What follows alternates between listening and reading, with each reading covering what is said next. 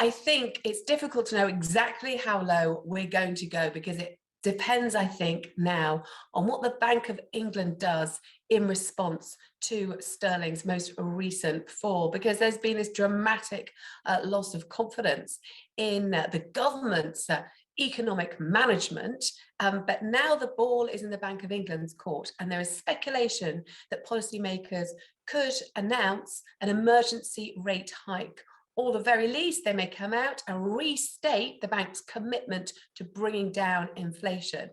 Already there are expectations that when they meet in November, there will be a supersized rate hike to try and bring down the demand that the government is trying to stimulate.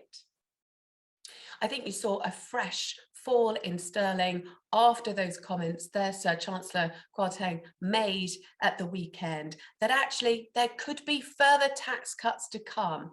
And already the government is being criticised for being reckless. So this was interpreted by the financial markets as though actually the government just wants to continue on that path and try and ride out this wild ride of sterling, and doesn't want to change. And I think that's what spooked financial markets again this morning. Now, the pound has risen a little, perhaps on these expectations that the Bank of England will be forced to step in and raise interest rates.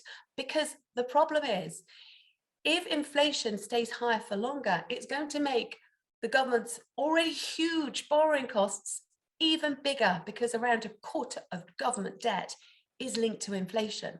So if it stays too high, it's going to be even more problematic in years to come.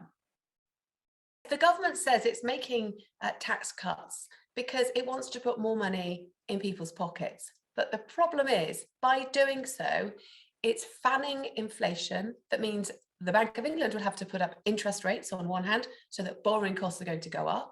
And it means that the pound is so much weaker. So imports are becoming more expensive as well. Now, there is a hope that actually we could export more because our exports would be less expensive. But of course, we're still really hanging under the post-Brexit effect, where actually trade deals haven't come through so quickly in the pipeline, and companies are exporting less to Europe. So it's not going to be so easy to increase those exports as perhaps it was before Brexit.